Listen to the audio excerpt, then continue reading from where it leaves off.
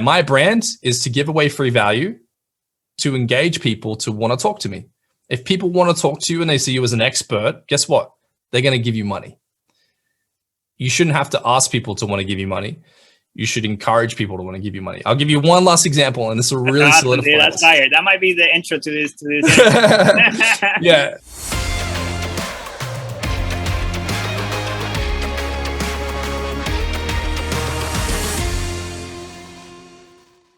Hey guys, thank you so much for tuning in once again into an interview here on our YouTube channel. As you all know, you can listen to these interviews on our podcast as well. It's called New Level Podcast for those of you that haven't tuned in there. We try to do these interviews with individuals that are performing at a higher level. Okay, I like to pick their brains and learn, for myself, but at the same time, bring some value to you guys. I believe that the guest that we have today is going to be very, very valuable and powerful to learn from. So I ask you guys to help me to give him a great welcome and to thank him. Dain, I want to introduce you. His name is Dain Walker, and I want to call him an expert in branding. I've seen other interviews, and I listened to his story. And you guys, it's very motivational to what he's done, in a short period of time. And I have learned for myself. I learned a lot from him. The way he creates his content, how he teaches through his Instagram and whatnot is very, very insightful. You can really take a lot from his post and whatnot. So, Dain, I'll give you a little bit of time to introduce yourself. And that way, we'll go from there. Awesome, man. Thanks for having me. And, those are listening, appreciate your time. And I love what you do, man. I love your mission. I love how determined you are to, help people and give knowledge and share value with your community. A bit more about myself. I own an agency, and it's called Victory Front. And I've scaled that from being a freelancer probably 18 months ago now. But in the past 8 months, we've scaled the agency from just myself to a team of 14 people. We've got web developers, we've got brand designers, we've got marketers, we've got copywriters, so we have a full team, and we build brands. And I'm truly passionate about helping people discover the power of branding, architect their story, create something that is meaningful. And we work with a lot of big companies, like big franchises. We're currently working with Australia's fastest growing gym franchise, one of the biggest Mexican chains in Australia. We're working with them. So we have a lot of clientele. We do a lot of stuff globally.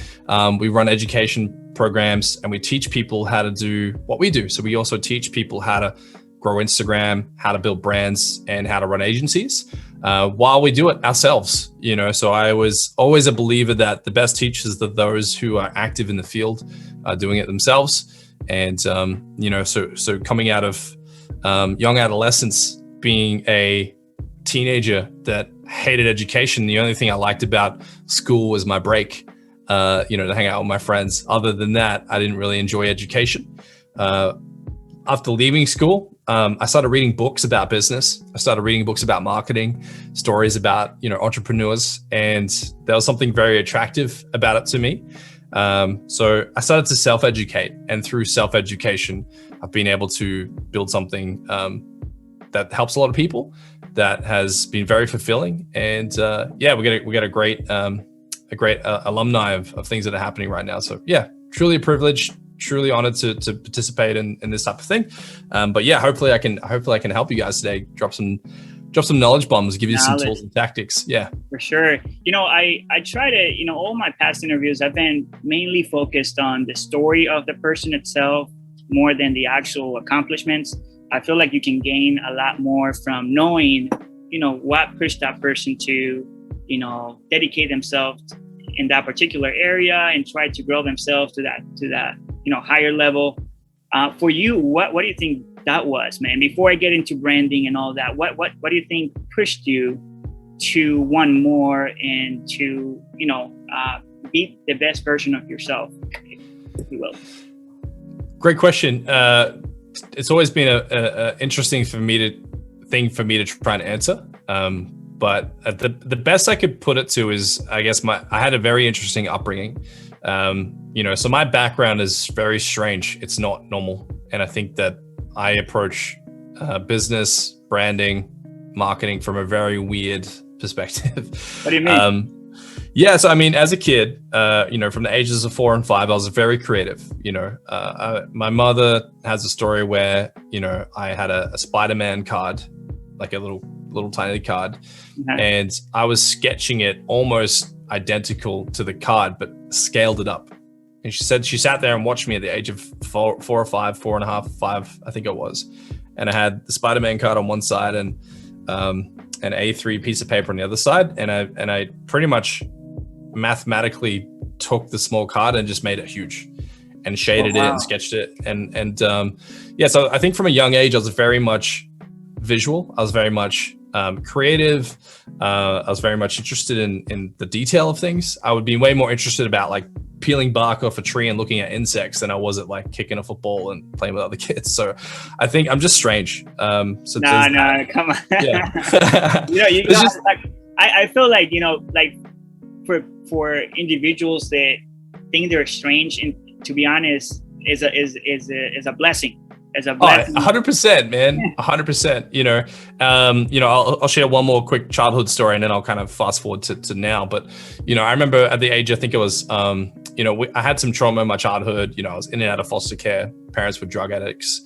All kinds of interesting things played out. But, so some weird facts was I went to, more than 36 different schools. We moved a lot.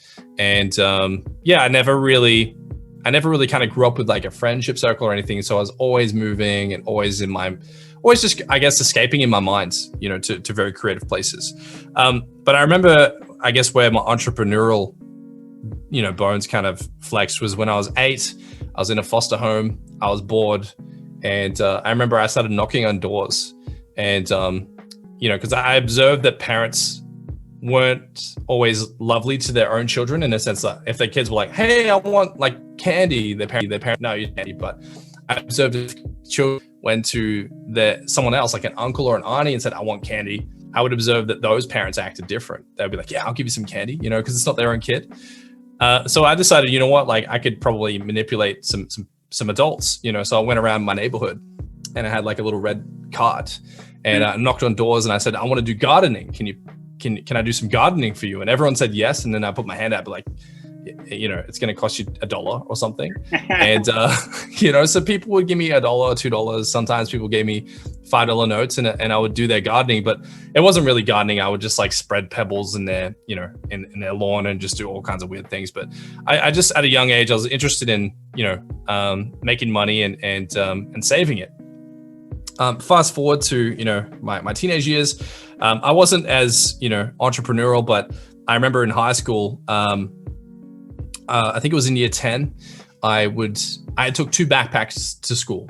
I'd take one backpack for my books and I would take a separate backpack and I would fill it with soda and lollies and sugar drinks and like, candy. Because when I went to high school in year 10 here in Australia, where you get your lunch from, they banned like all they banned any like sugar foods. So the only thing you could get. So I knew there was supply and demand. I was like, okay, kids want sugar. They can't get it from the school. So I would go to the local supermarket. I'd fill up a whole second backpack with junk and I'd take that to school and I'd walk around selling it on my lunch break. Then I'd use that money that I got from, selling all those soft drinks. I would use that money to pay kids to do my homework. So this is what I was doing in year 10. So this is what I did with my time, So okay. I was always weird, fast forward to now. I think I don't know. I'm very interested in like people, psychology, behavior, why people do things, and branding is very much psychological. It's very much how are people going to behave about this design? How are people going to behave on our website? When I make content, how are people going to engage with it? Am I going to try and hide my value behind a paywall and try to get them to buy something before I give value? Or am I just going to give away the value, create fans, and then fans want to buy stuff anyway. So yeah, always looking at the psychological impact of branding, marketing, and sales. So it's almost like, this is my sport. You know, some people like basketball, some people like video games. I like psychological marketing. No, yeah. and it's very, you know, what I've learned from the stuff that you post is, in reality, you know, you've said it multiple times, and it's, you know, storytelling. I feel that it's you have to have this skill to be able to catch someone's attention and turn that into a resolution and turn that into a client potentially, right? What and I'm going to ask you these questions because it might sound logical, but I want to know, what is branding for you, Dain? What is branding? Okay, yeah, great question. I think branding is a contronym. Okay. I'll explain what a contronym is. A contronym is something that contradicts itself. It's the complete opposite of itself, one and the same. So if I spell it, I think it's COTRONYM. You can look it up. So here's an example of what a contronym is. Dust. Dust is, you know, something that's sitting on my keyboard right now. It's present. It's here in the moment. You know, but I could use the same word dust to wipe away the dust, to make it disappear. So the word dust could mean, hey, dust is present. And the word dust could also mean to remove dust. So the word dust it's a contradiction of itself. It's a contronym. There's plenty of words that are contronyms. You can just go on Google and have a look at contronyms. There's heaps of them. But I believe marketing and I believe branding are both contronyms. You know, so you'll hear famous quotes by, you know, people such as that, you know, branding is what they say it is, not what you say it is. I think it's both. I think it's what you say it is and what they say it is. And how can you create a relationship between those two different things, those two different contradictory things? You know, so if a brand is what the audience says it is, that's great. But that means I don't have any control over it. Right. You do have control of your brand. So you saying, I believe my brand is this, that's great. You're saying that I'm taking control of my branding. However, if the audience doesn't then react to that, then you don't have a strong brand. So and then the other thing I want to demystify here is the word brand is something that exists. So Nike has a brand. That's different to Nike branding. So adding the ing on the end, it's now a doing thing. So the brand is what exists currently. So Nike has a strong brand. Ask yourself this: if Nike has such a strong brand and the whole world knows what it is, why do they still actively do branding?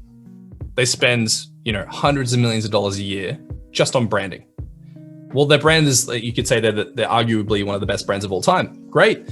Why are they still aggressively branding? Because branding is what engages people with the experience that you're trying to create. So without trying to get really confusing. Repeat that one more time, Dain. Yeah. So branding is about creating an experience. Okay. For the consumer. If I was to say branding is a contronym, like with the ing on the end, not the word brand, the word branding is a contronym because it's you trying to create something and put it in the world, hoping that the world reacts to that the way you want them to. Okay. If you can create that relationship, then you're successful. Unsuccessful branding is I'm this, audience reacts a different way, or they're confused, or they don't understand. That's bad branding. So branding is you putting out something and creating with creative energy and creating with some analytical process and creating with some intention. Yeah. And then it's equally 100% how people react. So it's 100% what you give and it's 100% how people react. Yeah, to me, it's a contradictory thing. Yeah. I was looking at the definition before we started, just so I can have some sort of reference to these questions. And what stood out to me, it said it's easily understood, and that's the definition I found, right? And it kind of goes with what you said about, I mean, you might put something out expecting something, right? But if it's not easily understood, people will be like, oh, okay, I mean, like, I don't know what it is. I'm just gonna, scroll down, you know, like if you're expecting a reaction from the audience, but it's not easily, you know, like I learn a lot from your posts because they go question, like a big question, then little questions, then resolution, then you end up with another question. It's like, what are you doing about the first question? And you're like, oh shoot, okay.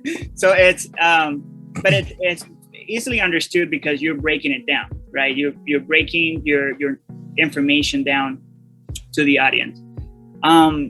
With this, you know, like how do you stay like innovative? I know that you genetically gifted with this and being creative, but how do you stay innovative and up to date with the market and you know how you know because things are moving so quick. I feel like in social media and whatnot, how do you stay up to date with that? And not just Instagram, but all platforms, because that's another different beast, right? It's not one. You can study one, but if you're talking about YouTube, if you're talking about, you know, if you have your own podcast, if you have, you know, different medias, do you? Because I heard you say in 8 months, dude, you did from yourself to 14 people, right? Yeah. How do you brew these beasts in such a small time and delegate it? Because to me it's very, you know, I only have one extra person that helps me, and I mean I'm looking at a 14 people. You have to first create, you know, work for those 14 people. I mean, you know, put them to do something. How do you stay innovative and create content at the same time? If that makes any sense. I know it's very broad and very general, but hopefully you can give me something back. Yeah, there's a few questions there. The first one is, you know, how do I handle, I guess, the pressure? The second might be, you know, how can I keep my freedom to create? And then the third thing is, you know, maybe how do I orchestrate it so that it functions and it grows? Right. Yeah. So for as far as like scaling it from myself to the team that we have, you know, I created quite a substantial runway. So, you know, I was making $35,000 to $40,000 a month by myself as a freelancer. Okay. So, you know, that's a lot of money. You know, a lot of companies have teams, and that's their profit margin. So the first thing I did is when I had a few of those months, like it wasn't just a fluke. I was like, month one, I was like, maybe this is a fluke. Maybe I got lucky. Second month, I was like, okay, it's apparent I could continue to repeat this. Month three, I was like, you know what? I understand this. And month four, I was like, all right, you know what? Like 4 months of this, it's clear I can make money consistently. I gained a lot of confidence because I'll be honest, like initially, when you see that much money come in your bank account, you're used to, you know, taking home like $800 a week, and all of a sudden you're taking home like, you know, $40,000 a month. It's scary. Like it sounds like you would feel elated and excited, but it's honestly terrifying because you're like, well, what if it goes away?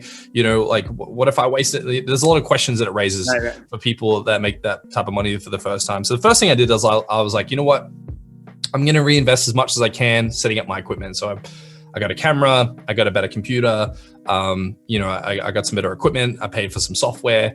And then once I kind of felt like, okay, I get everything I need, you know, technically I need help. So I looked in my community for someone who had done what I wanted to achieve before. And I found a mentor who had ran an agency for 20 years and worked with, you know, companies like, you know, Warner Brothers and Disney. So I seek that person for advice and for mentorship. And that person gave me the roadmap.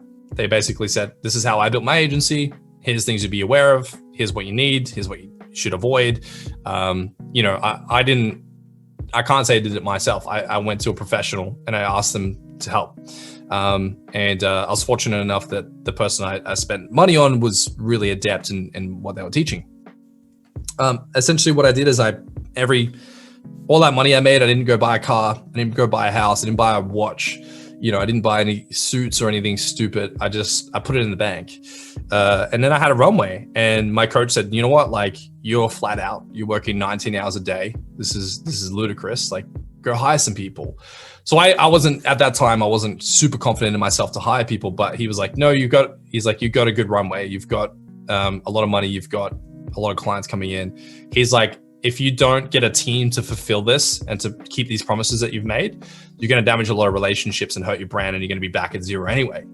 So he's like, hire people. So I was like, okay, cool. So I had a lot of demands, but I didn't have the capacity to fulfill that demand.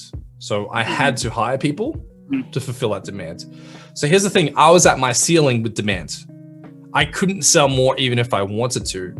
So, I had to increase my capacity so I could create room. So I wasn't at my ceiling for the amount of work I could do. I wanted to make some room. So if I wanted to sell something, I could. So I started hiring people. And there's a good book if you want to learn about building businesses. 2 books I recommend. 3. What is it? 4 books. No, 5. I'm going to give you 5. I'm like, no, like there's 5 really good books. Okay. The first book you want to get is The E-Myth. Okay, E-Myth. Yeah, that's going to demystify what entrepreneurship really is. If you're a freelancer and you're making $40,000 a month, you're not an entrepreneur. You're an idiot with a lot of money. So you have to figure out real quick, what do I do with this cash flow? So I wasn't an entrepreneur. I stumbled on gold, and I had to learn how to become an entrepreneur. So entrepreneurship is, how do I make my money work for me?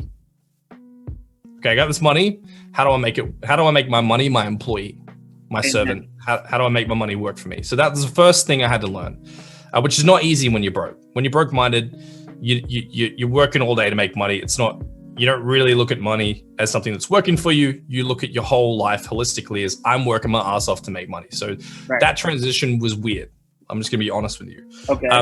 The first book you need to get that changed my life, outside of the E-Myth, was the 10X Rule. Oh, okay. Okay. Love or hate him. That book is phenomenal. The lesson you'll learn from that book is, how to work really hard and not burn out. How to work really hard and not burn out. That book changed my life. The third book is to understand the market that you're in.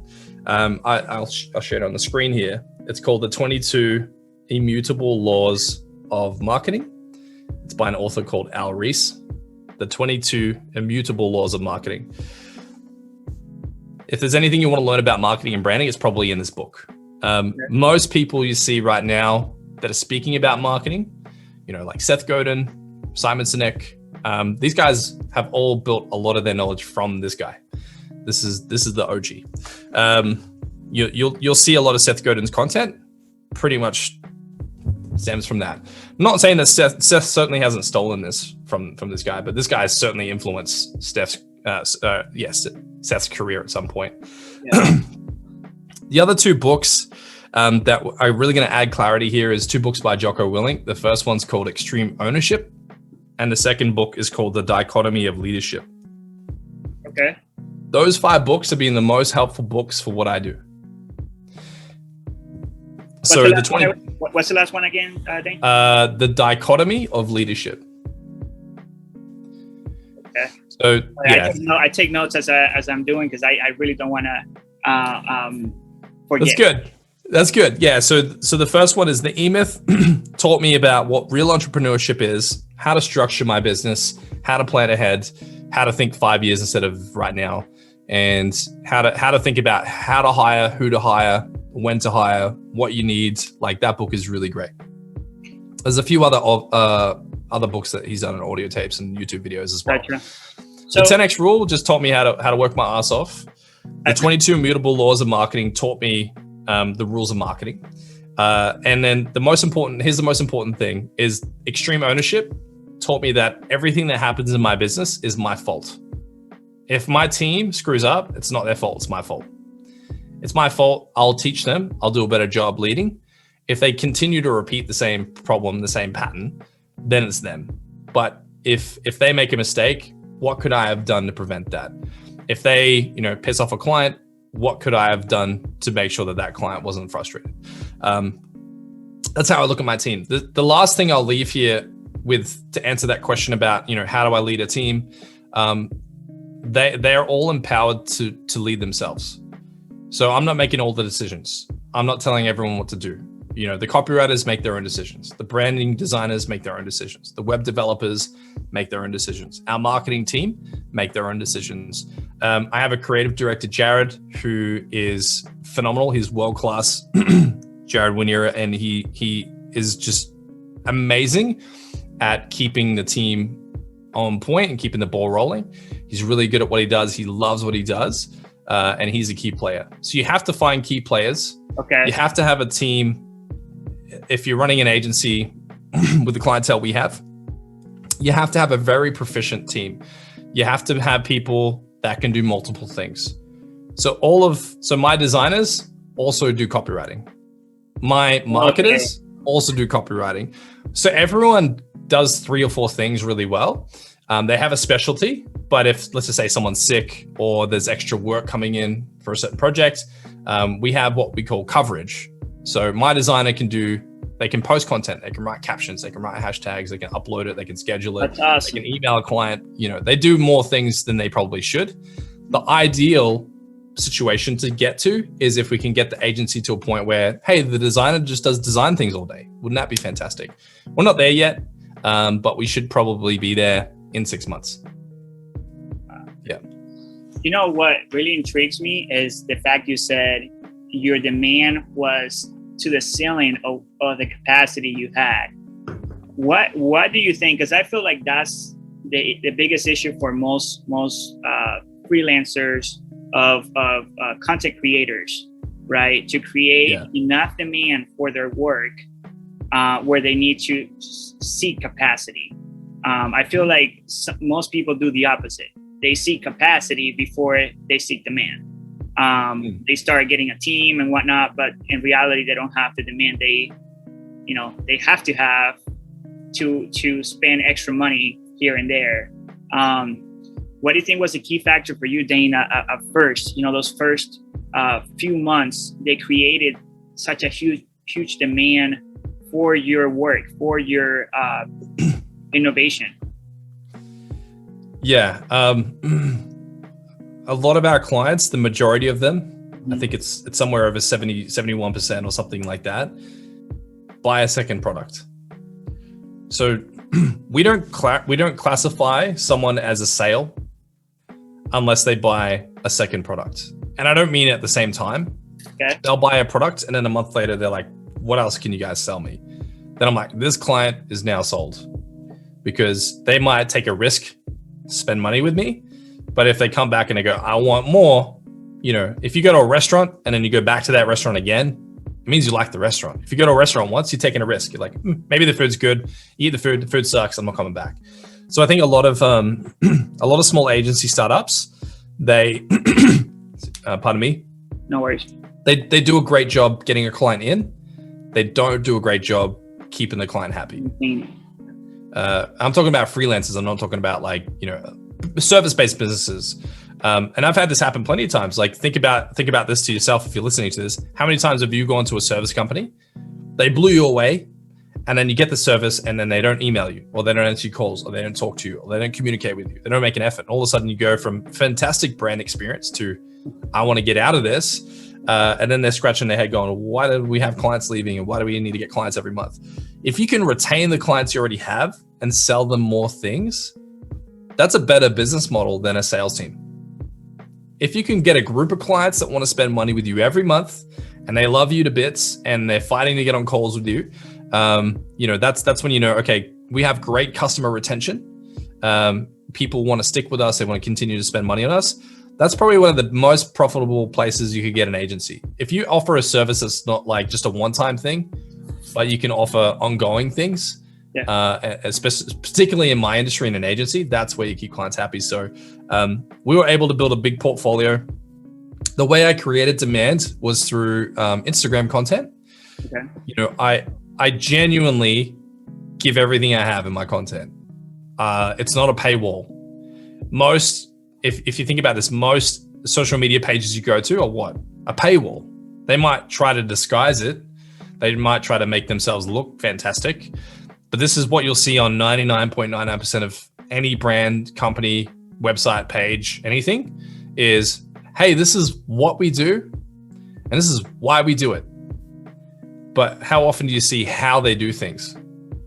How often do you see branding companies talking about how they come up with their strategy, how they come up with their marketing? How often do you see personal trainers showing how they write their nutrition plans, how they put together their morning routine, how they train, how they prep, how they flex their muscles? You know, if you go look at any PT, you know, everyone knows a personal trainer. Go to their Instagram page today. Go to that Instagram page of that personal trainer that you know. Then go on to Jeff Cavalier's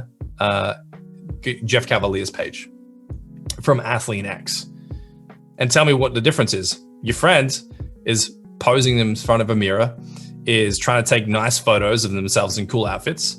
Jeff Cavalier has his shirt off and he's drawing on his biceps with a text saying, this is how you flex properly. So, you know, one's a scientist and one's giving away free value. The other one's showing off. So what and why you do something is not as interesting to people as to how you do it. If I go to a photographer's page and there's beautiful photography photos, cool, seen it before. I can go on to Behance, I can go on to Dribbble, I can go on to, you know, I can go on to Google and look up photos there. Why would I want to look at photos on Instagram? However, if you did videos on how to set up lighting, how to position someone for a pose, how to set up the camera settings, how to pick a good scene, how close you should be, how to change the resolution. If it was the how-to stuff, that person's going to have followers because people find it interesting.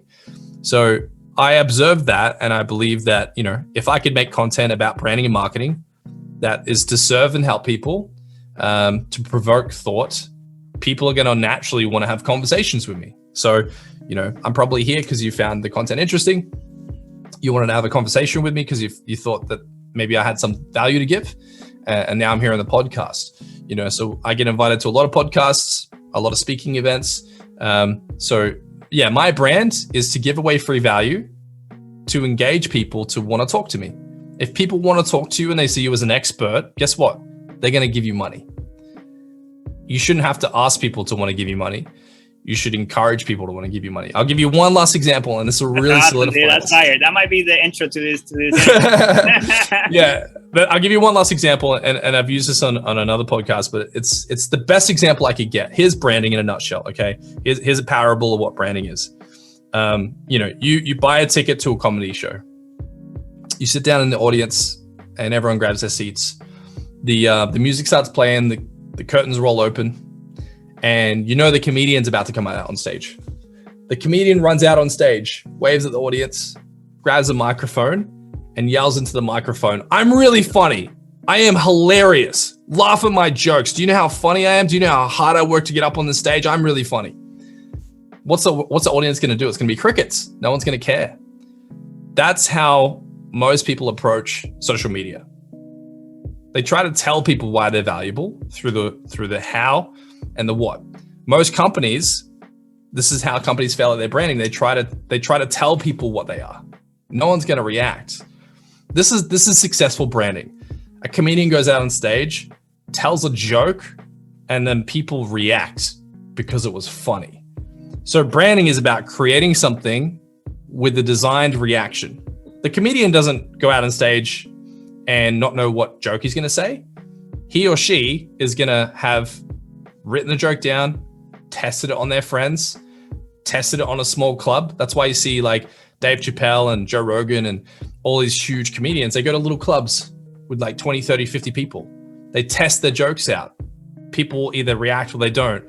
They refine their jokes. They refine it. They put the energy and the effort in to make it better and better.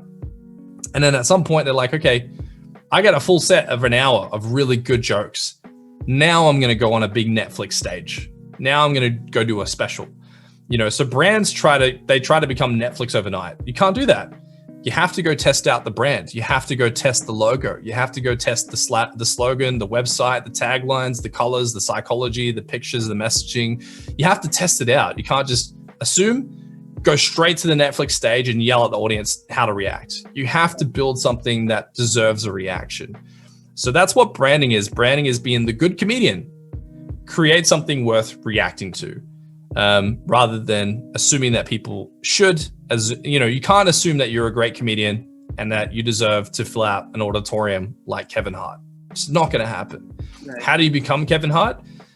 be happy to get up in front of 10 people and blow their minds and build momentum. That's branding. So, you'll see people try to go straight to the stadium, and then they're confused and bedazzled why people don't like them and why people aren't engaging and why their content's not performing well. It's because they're not thinking about the audience. They're thinking about themselves. Yeah. Think about the audience. How, if you think about the audience and you can make them laugh, what do they find funny? What do they want to listen to? What do they want to engage with? Right. So as much as comedians are funny, they're geniuses at knowing how people are going to react. And they're really great at understanding human psychology. Yeah. That's why they're smart, because they're typically people that understand human behavior. I wanna highlight something you said about, how, personal trainers, show, and I always say this, like you could either, and then that's why I asked you, why and how you became, or how your beginnings, inspire you to become to who you are today. Because I'm really, you going back to what you said, all you see mainly is results. This is where I got, this is what I do, this is how much I made, this is this is how many cars I have. But in reality, there's not that much value on, okay, how do you got there? What you do every day to maintain that, not necessarily how you got there, but how you maintain it. And I completely 100% agree with you. I have a lot of trouble, and I'm going to actually bring this question from my perspective. And I hope that someone that's listening to this have the same set of questions. I have a lot of issues creating the content of the how. And I explain what I mean. I myself have a business, of course. And to me, the hardest thing is building that content that will explain how I do whatever it is I do, and to make it interesting, right? And the other questions I have in the back of my mind is, when enough is enough, because if you give it all, then where is the service, where is the product that you could potentially create out of the process, or what you're doing every day? How do you manage that, Dain, yourself? Yeah,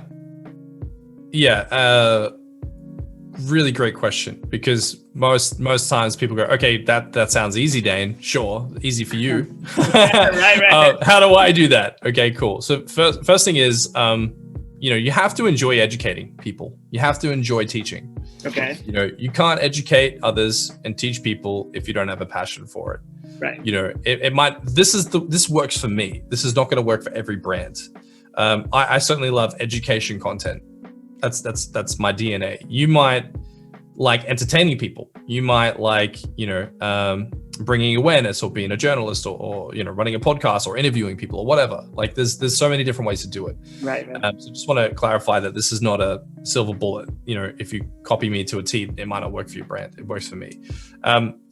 But the best advice I could give is, if you're wanting to create educational content, if that is your desire to do that, some tips are, keep a journal with you at all times. If an idea sparks, like, right now, you're writing down ideas as we're talking, you're writing concepts, thoughts, anecdotes, keep a journal with you, because when you have an aha moment, when you're like, oh, I just did something and it worked great, write it down.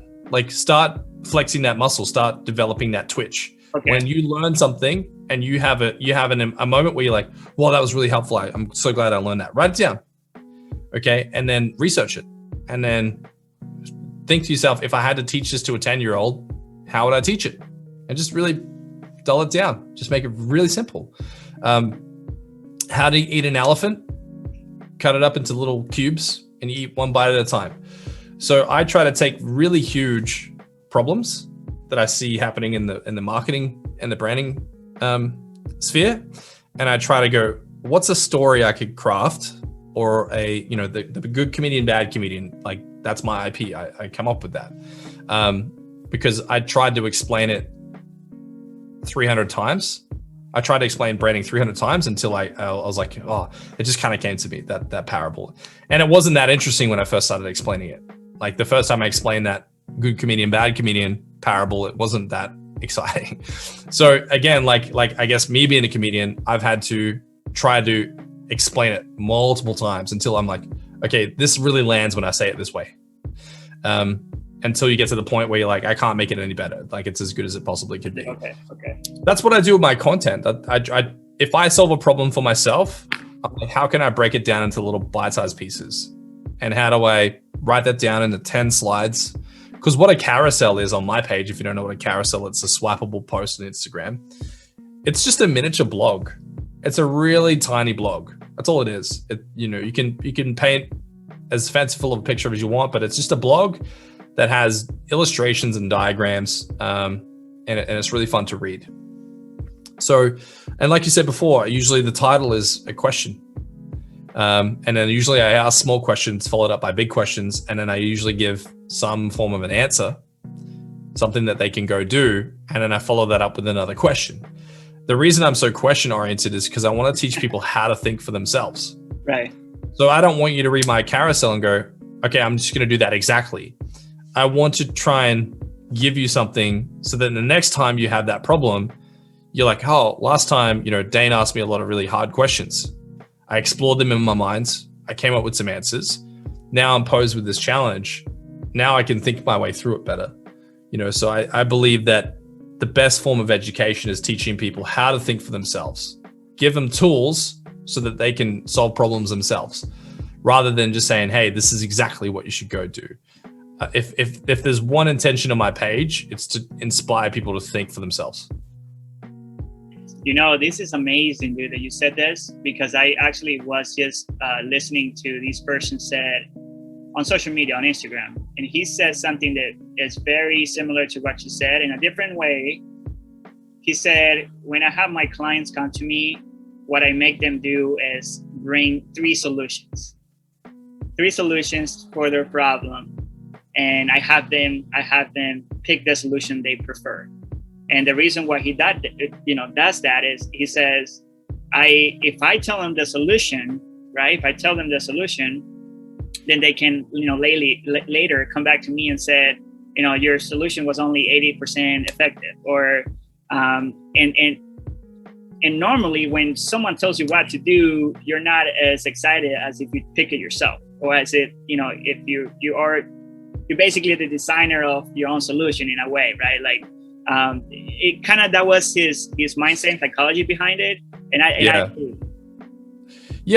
that's awesome, because if people take ownership of the problem, then they're in a position of power to do something about it.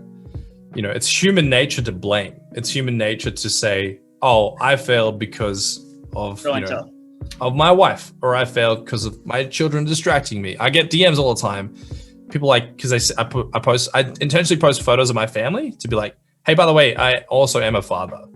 I also am, a fiance to a beautiful woman. I also have life responsibilities, and I had a DM, and the guy said, how can you possibly be a father, a spouse, and build a business? He's like, I don't understand. He's like, I don't understand how that's even possible. And I said to him, I was like, look, real simple is like, it's not, for me, it's not a possible, it's a must. For you, it's like an option. For me, it's like, I gotta do this. And I was like, honestly, like, and you should probably write this down if you're listening to this and remember this. The most obvious things in the world are not remembered. The most obvious things in the world are not the loudest voice in the room. What do I mean by that is sometimes things that are blindingly obvious, it kind of become invisible. And this happened recently with a brand, just to add an example to this, because you're probably like, what the hell are you talking about? No. Right. So Coca-Cola recently had a problem where their brand started to become invisible because people had seen it so much. So their brand actually started losing value because Coca-Cola just kind of blended into the world. It's like a tree now. Like it's just, you see a million trees every day. You're like, yeah, like how's a tree interesting? Like the book Purple Cow. If you saw a purple cow, you're like, what the hell? Like there's a purple cow out in that field. Like it's interesting all of a sudden. Mm-hmm. Coca-Cola's become so mainstream that their branding actually killed itself because it's too big. So they had to start revolutionizing how people see Coke. So they're trying to, at the moment, this is one of the problems that Coca-Cola had. They're trying to solve this problem because They're so big that they blend in. They now blend. People have seen Coca-Cola so many times, it's no longer interesting to look at. So sometimes what is obvious is not the loudest thing in the room. Sometimes what is obvious is not going to be remembered. Okay. So the best advice in the world is on the back of your shampoo bottle. Check it tonight. It says rinse and repeat. So a lot of times in business and with content, people are looking for like, what's the one thing? What's the 5 steps? What's the silver bullet to my problem? It's honestly probably the most unsexy, boring shit you'd ever seen. You're like, right. How do I make content? Make it. But how? Just start. But what if it's not any good? Doesn't matter, post it anyway. Like, it's just like, this is not sexy advice. It's not like the 5 steps to marketing, you know, like it's just come in this summer. Like there's none of that. It's just, it's real basic. Make content. If you put it up and it sucks, cool. Why does it suck? Oh, you know, these 5 reasons. All right, well, next time, let's not do those 5 things. Keep it up, don't delete it. Next day, put something else up. And then just by putting up how-to content every day, eventually you're gonna be like, huh, that really landed with people. That's really cool. That really seemed to work. How can I do that same thing on a different topic? Then all of a sudden you're gaining experience by doing the thing. It's like if I gave you a soccer ball and you'd never seen one, like imagine you've never seen a soccer ball in your life, ever. Balls didn't exist in your universe. You live in a parallel universe, and soccer balls and inflatable balls don't exist. And I hand you a soccer ball. Okay. You can look at that ball and be like, what do I do with this? Hey, kick it. Why? Just kick it. Kick it. It's kind of fun. Someone kicks it back. That's kind of fun. But you're probably not going to be able to kick it where you want it to go because you've never seen a ball before. You know, so imagine we're in our universe and you'd never played soccer. If I asked you to kick a ball from midfield into the soccer net, it's probably not going to be easy for you. But you do it 500 times, all of a sudden you could probably do it with your eyes closed. You know, so it's the 10,000 hour rule. If you don't know what that is, look it up. But if you do something enough, it becomes second nature, it becomes easy. So for me, it's easy for me to make content because I do it all the time. I don't have to think about it. For you listening to this, it might be the hardest thing in the world. But unless you kick the ball and it doesn't go in a net and you know, hit someone in the face or whatever and pisses someone off, whatever, like don't worry about it. Just kick it again and kick it again and again. Like rinse and repeat. You know, the obvious things, the things that are not sexy, that's where real business begins. If you talk to like really successful business people, and I'm not talking about the kid on Instagram who's 23 who bought a Lamborghini and a $200,000 watch and apparently flies on private jets every weekend. I'm not talking about that guy. I'm talking about the people that run like $800,000 real estate equity funds. That person knows business. If you ask that person, hey, like, how did you succeed? Oh, I wake up every day and I wear the same shirt and I get breakfast and coffee from the same place and I do a workout at 5:30 in the morning and then I go to work and I work hard all day. And I solve problems and I provide value and I service my clients and I look after my clients. Like just real boring stuff. It's not sexy. That's how you succeed in business. You have to be disciplined. You have to be consistent. You have to be willing to do the things that aren't exciting and do them on a repetitive basis. So for me, you know, content is just rinse and repeat.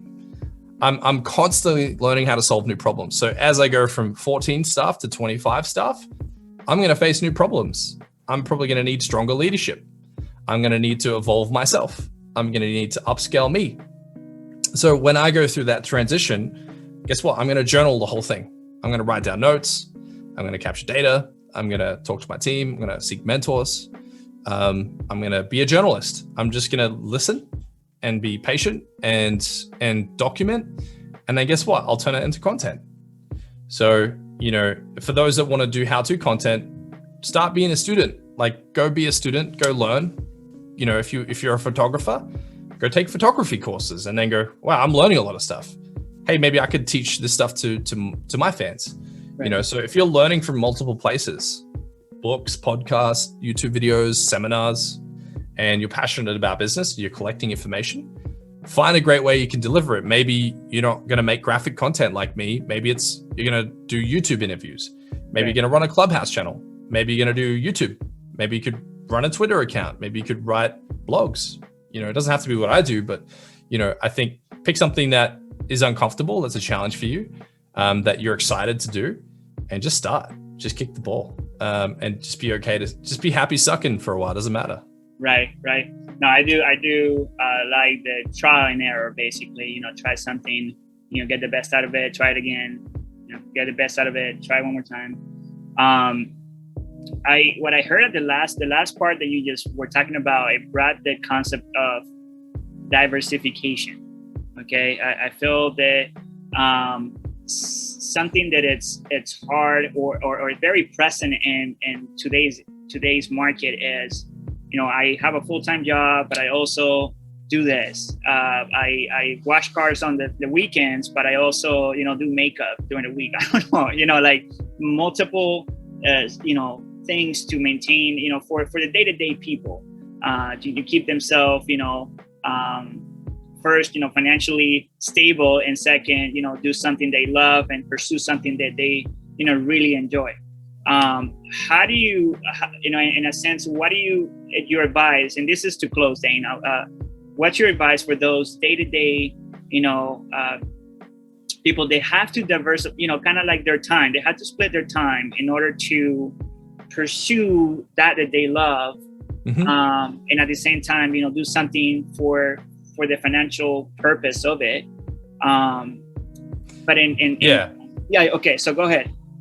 Yeah, I understand. So you're saying, like, how can one manage their time when their schedule is taken up by their job and their spouse and their children and their chores, and they gotta eat and they gotta drive places and all kinds of things. But I mean, primarily I was more like, I almost just lost the concept of it.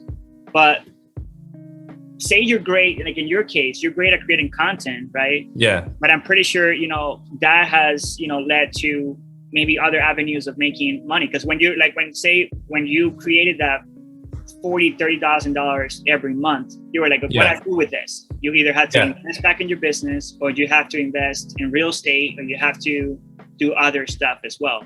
And that's sort of that diversification that you have to do when you are actually creating also, a certain amount that you can do, more with it. And I get it.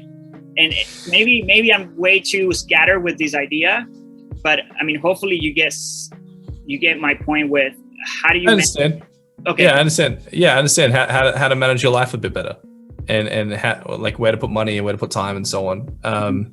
Yeah, great question. And this is a problem that, many people come to me with, and I understand exactly what you're saying. Sorry, there's a fly in front of me. No worries. Yeah. So I'm going to answer this with a few different things. The first one is the currency of life. Okay. There's three life currencies, not one, three. Money, like actual money, whether it's Bitcoin, Dogecoin, ethereal, real money, digits in a bank account, whatever, money, right? So money, if you have it, great. If you don't have it, like most people don't have it, most people are living paycheck to paycheck. They'll make their paycheck, they'll put a little bit away in a bank account, little small kitty, and then they have to spend the rest of it on feeding their kids and putting fuel in the car and paying their rent and all kinds of stuff, right? It's interesting how quickly money leaves your bank account. Change your relationship with money. Close your eyes, you can ask yourself, if money was a person, what would it look like? Oh, wow. Okay. Close your eyes. Is it big and scary and hairy, and does it create fear, or is it like, this beautiful, majestic, unicorn that like provides, money to you? Like, how do you envision it to be? And I remember if you asked that question to me 4 years ago, I would have been like, big, hairy, scary. It didn't have veins, red eyes. It probably had like Batman wings, and it was like, it had fangs. Like, that's what money used to look like to me. My relationship with money was not good. I had to start looking at, this is going to sound so woo-woo and weird, but you have to look at money as almost like a relationship, like a marriage. Are you respecting the money you have? Are you nurturing it? Are you caring for it? Do you look after it? Because here's the thing: if you don't, money craves structure. If you don't have structure, money will leave your life so fast. If you don't appreciate money, it's gonna bleed through your fingertips, and it's gonna evade you at all costs. If you create structure and order and appreciation and respect and a good relationship, money will come to you. I promise you that. So that's the first currency. You know, if you don't have it, you have to change your relationship. If you do have it, you know, seek mentorship. Where should you put it? Where should you invest it? How should you spend it? How can you put that money to work to make more money for you? A good book on that is called Cash Flow Quadrant by Robert Kiyosaki, or Rich Dad Poor Dad, same author. I agree. Both of those books. But yeah, the first thing is the currency of money. You have to change your relationship. The second thing is time. Time is the second currency. You need to audit your time. You're an accountant and you're spending your time poorly. Do an audit. How am I spending my time? There's so many statistics out there. The data, people say I'm too busy. The data says you're not busy. The data says you're wasting your time. So this is what the data says. I think in America, it's something like the average American will spend between 4 to 6 hours per day on their mobile phone device, gaming, or on, things like Netflix, or they're just chilling with their friends and having a drink. 6 hours a day. Wow. On average. So when most people come to me and say, I don't have any time, I'm like, bullshit. You need to do a time audit. Where is your time invested? Okay. Yes, you work 8 hours a day. Okay, great. What are you doing with that other 16 hours? You sleep 8 hours, you work 8 hours. Where's the other 8? Oh, I gotta eat, I gotta do this, I gotta do that. Okay, great. But you're saying that you don't have 2 hours in there that you can invest elsewhere?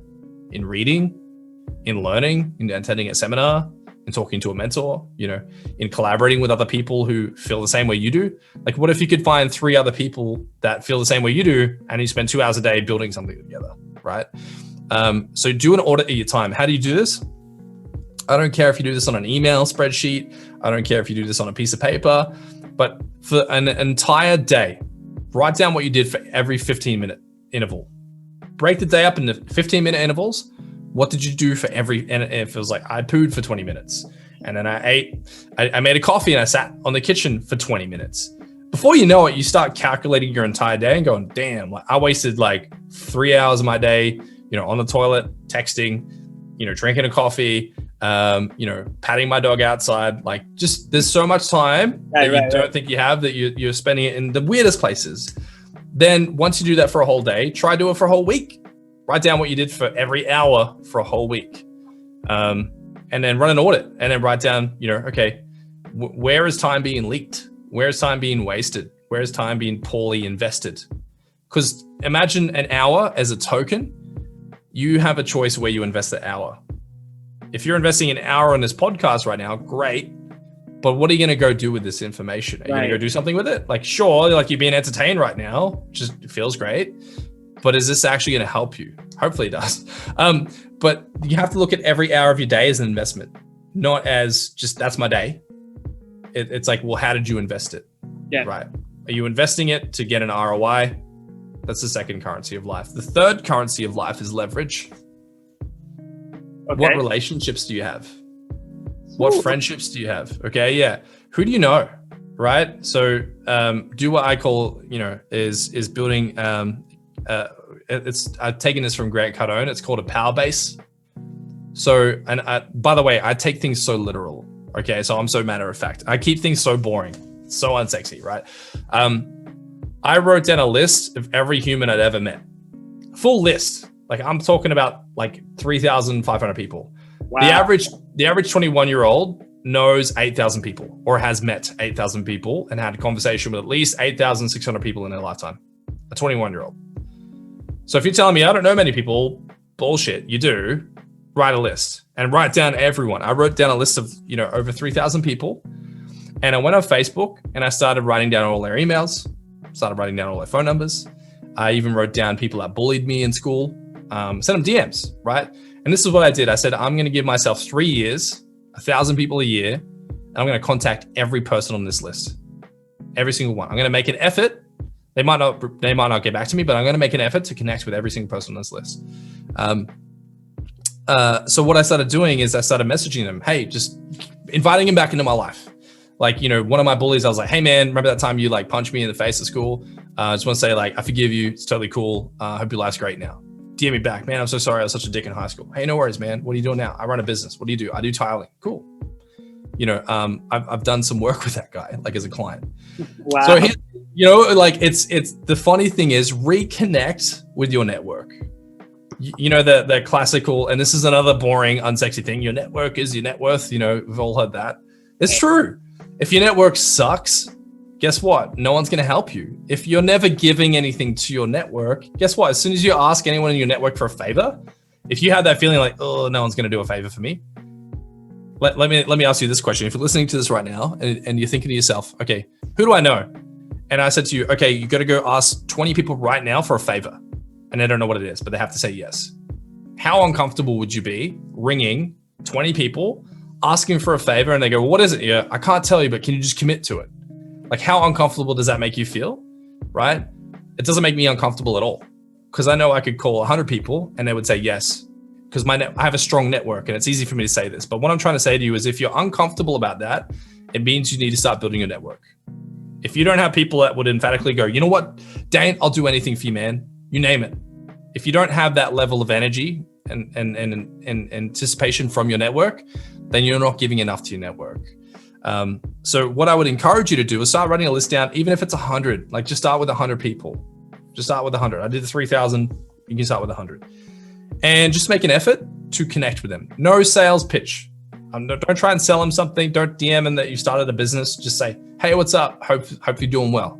Reconnect that relationship. Start building that relationship, and just find interesting ways to help people with no intention of getting anything back. Yeah. Because here's what happens. As soon as you need someone and you've been good to your network, guess what? Hey, I know a guy that'll help me out, right? So when my business started blowing up, guess what?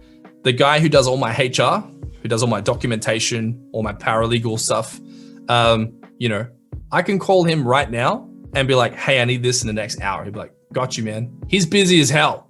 But because I've given him so much value for free, because I built that network, he will do anything in a heartbeat for me, because he knows I would do the same for him.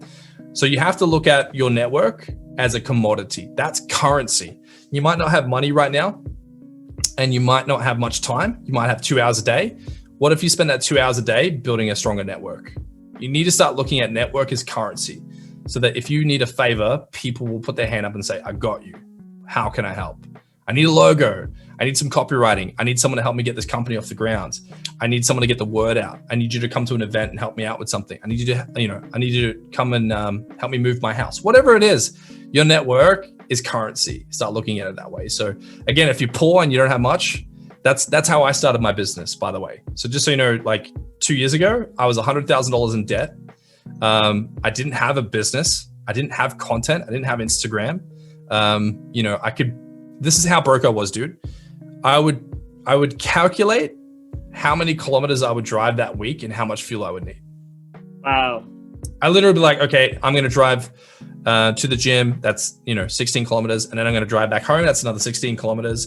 But I'm going to drive back home in peak hour. That's going to be an extra 10 minutes. So that's going to burn extra fuel. So I need to plan for that. Like, this is how I used to budget. This is how broke I was. If I got to work and I forgot to take my lunch, guess what? I'm not eating. There's a cafeteria right in front of where I worked, and my staff members and my team members would go, hey man, we're gonna go grab some lunch together. You wanna come sit with us? Sure. I would sit there and eat nothing. And I wouldn't want people to buy stuff for me, so I just sat there and chat to them. I would just get like a water or something.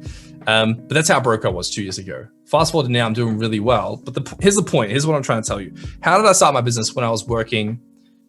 I'd work an 8-hour shift. I'd spend 2.5 hours a day driving. I'd spend 1 hour a day in the gym. So 8 plus 2.5 hours, that's 10.5 hours, plus, the 2 hours driving, is about 12 hours a day gone. Then I'd cook dinner. That's 13 hours. That's another token.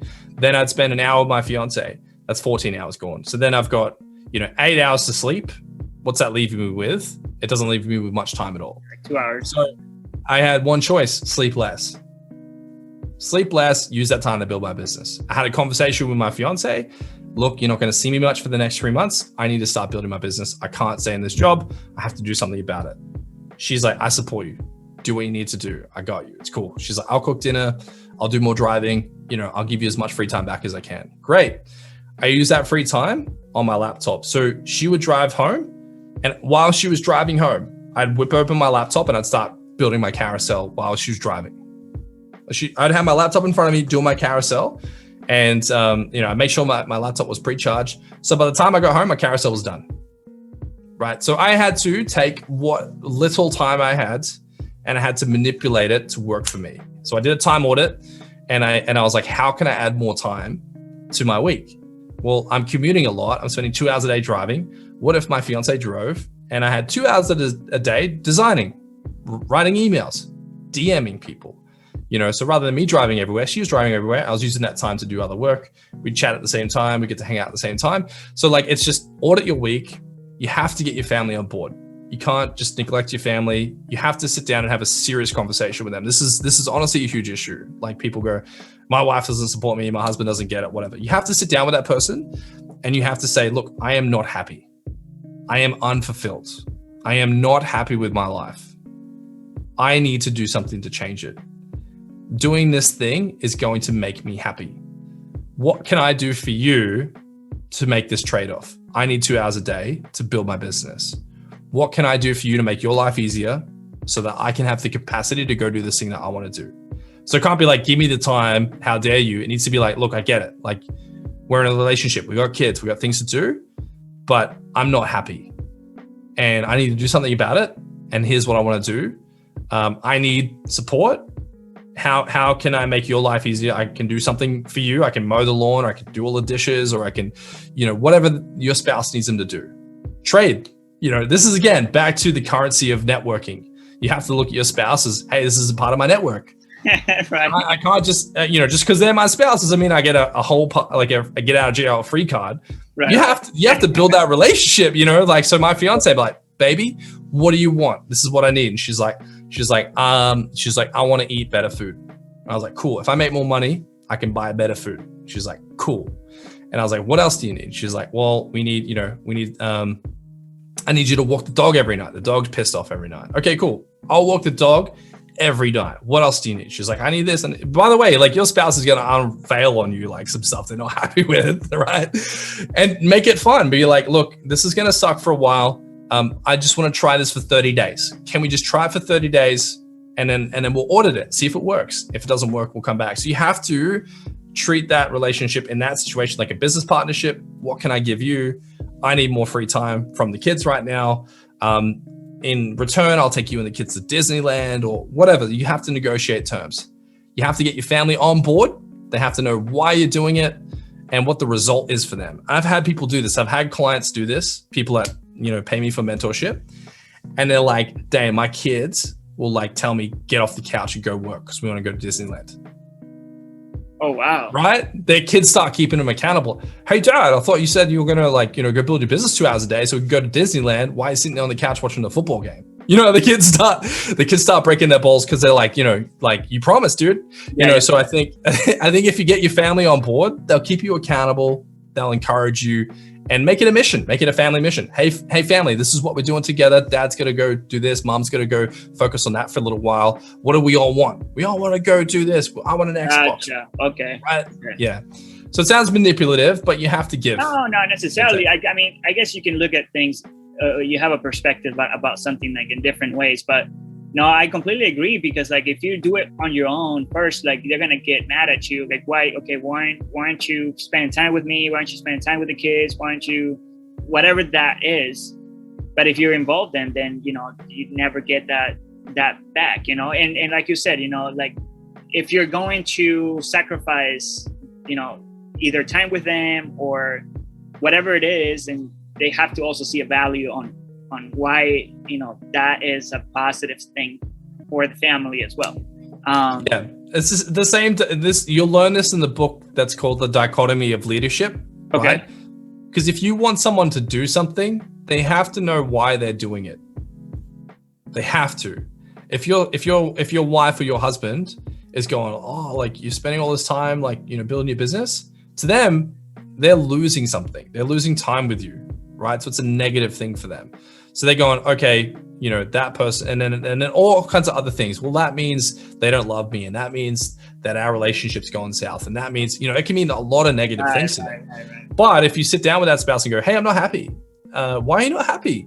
Well, I want to build my business. I'm not fulfilled. Right. And this is one thing you have to remember is you're a human being. Okay. And just because you're in a relationship with someone does not mean you have to live your life to that paradigm. This is a harsh conversation. This is reality. You are an individual that has your own aspirations, your own goals.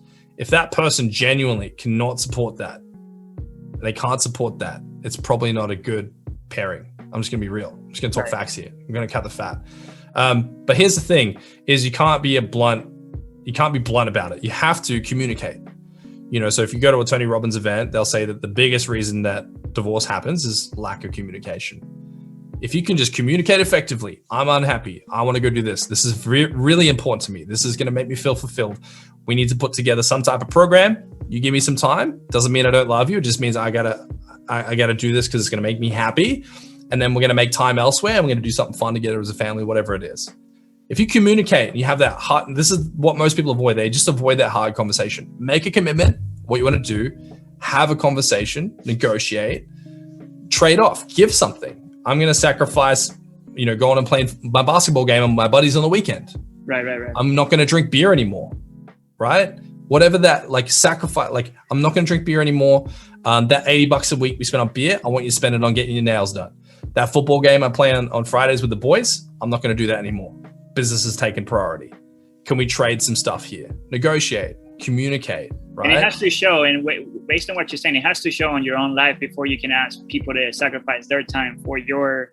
So what I'm trying to say by this is if you're telling all your family, hey, do this and that and this, let's do all these changes and sacrifice. You gotta know why they're doing it. They gotta be excited. You're excited about your business. How can you have your family excited about the business? Right. Hey, Dad, we're going to go to Disneyland if you do this, right? Yeah, kid. Whatever the thing is. But generally, that's one of the biggest roadblocks on my parents, my spouse. Whatever. I just don't allow any of that to be an excuse, right? It's not okay to say that I'm not successful in business because of my family. Yeah. It's not okay. Figure it out. Have a conversation. I like everything you said about money, time, and relationships, and I feel like something that's was repeated, that you said multiple times was structure. And we all try to kind of stay away from structure because it feels like you're incarcerated or you're you get me, your life is almost controlled instead of you controlling your life, and it's really I don't know if you read any books of John Maxwell. You know it is. And he says, I read a book, it's called Intentional Living, and I'll probably recommend it to you if you never read it. And he says that success is determined by the daily agenda. And this could be applied in all these areas, money, time, and relationships. If you don't have an agenda for your wife, then you best believe there's not going to be success within your relationship with your wife, right? And the same thing with money. If you don't have an agenda of how you're going to spend it, how are you going to, diversify it, and see the value on where you put it and whatnot. And the same with time. Who are you, right now, who are you talking with? What are you doing in the morning? That it's really, you said something earlier about productivity, about it's not necessarily being busy, it's being productive. There's a lot of people are saying, oh, I'm busy, but okay, are you really busy? Yeah. I got a question on that. Yeah. Have you ever met and seen a person operate a really successful business firsthand? Seen it yourself, seen someone run their business really well? Myself? Yeah. Yeah. Yeah. Have you also seen someone run their business like crap and it's all over the place? Yeah. Okay. Your life is your business. How are you running it? You're only one of the two of those people. Like you just said, you have to look at you have to look at your day and go, my day, regardless if you have a job, a family, whatever you're doing, your day is a business. How are you running it? Is it efficient? Is it productive? Is it helpful? Are your staff, your family, are they happy? So you have to go, what's the culture of my family household? What's the culture of, my staff right now? And you can't be like, oh, it's their fault for being unhappy. It's like, well, what can I do to make this a more fun environment for my family? How can I make my life more productive? How can I get better output? Where am I investing my time, my money, and my relationships? So if the first business you ever had was your life, run it better.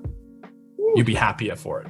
Discipline, like, again, this is a labeling thing. If you look up NLP, neuro linguistic programming, you look up framing. So if discipline and structure means control and it's a prison for me, you need to rip that label off and put a new label on it. Structure and discipline means freedom. If I can structure the life of my business, 12 months from now, I'll have more money than I do now. I'll be able to take my kids to Dreamworld. I'll be able to go on a family vacation, right? So again, like that's the best thing I could say is like right on John Maxwell there. And I've read his books and I love him. He's a phenomenal individual. And, Jim Rohn, another great person that speaks of similar things. A lot of these things I'm saying right now is Jim Rohn, John Maxwell, you could say that there's a lot of Grant Cardone, Tony Robbins. Like, again, I'm a cluster of all these things I've learned. Right. None of these are original thoughts from me. These are all things I picked up from all over the place. Right. I'm sharing in my own way. But again, like the reason I can share this much knowledge is not because, I'm anyone miraculous. I've spent a decade reading this stuff, applying it, practicing it. And I think that if you're listening to this right now, the first thing is get in the business of running your life like a business.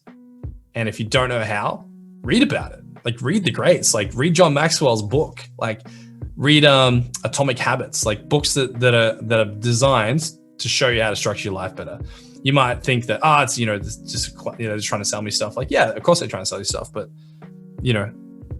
they're successful because they apply what they're teaching you. Right, exactly. Hey, Dain, so I'm gonna close it, and I really, man, I don't know if I've said thank you enough, but I do want to thank you face to face for taking the opportunity to spend time.